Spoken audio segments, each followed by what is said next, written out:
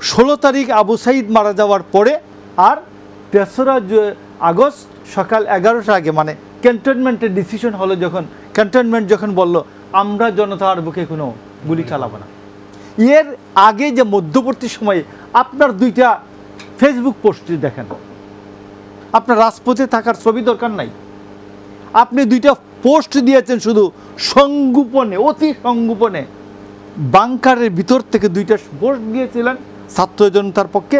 দেখান আপনি জুলাই যুদ্ধ, আর নহলে একটু আস্তে কথা বলেন, এইটা বলতে হবে। আমি আদিবের কাছে এই পর্বে আমি এই আহ্বানটা রাখলাম যে 3রা আগস্ট সকাল 11টার আগে আর 16ই জুলাই এর পরে কার কি বিপ্লবী ভূমিকা আছে, কার বাচ্চাকে কোথায় পাঠিয়েছেন আগে দেখুন।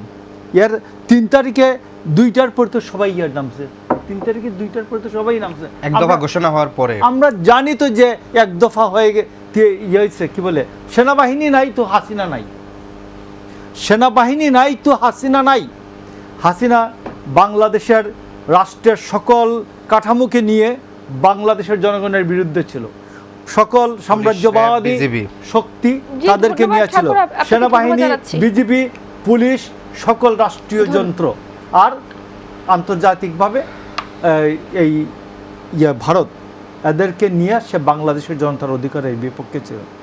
আমি মনে করি আজকে ভারতের জন্য একটি সংবাদ আমি ছোট্ট করে বলতে চাই যে 1975-এর 15ই আগস্ট শেখ মুজিবের হত্যাকাণ্ডের পরে পট পরিবর্তনের দিন, এদিন সমর সেন ছিলেন না, একদিন পরে সমর সেন এসে যে বিবৃতিটা দেন এবং মুস্তাককে জড়িয়ে ধরে বলেন যে আমাদের জন্য ঘটনাটি যতই বেদনাদায়ক হোক না কেন আমরা একসাথে কাজ করতে চাই। আজকে ভারত যে শেখ হাসিনাকে পালানোর পরে জায়গা দিয়েছেন, ভালো কথা, আপনি আমাদেরকে ইতিহাস বঙ্গোপসাগরের অন্য তীরে দিয়ে আসতে পারবেন না, আমরা এখানেই থাকবো, ভারতও এখানে থাকবে।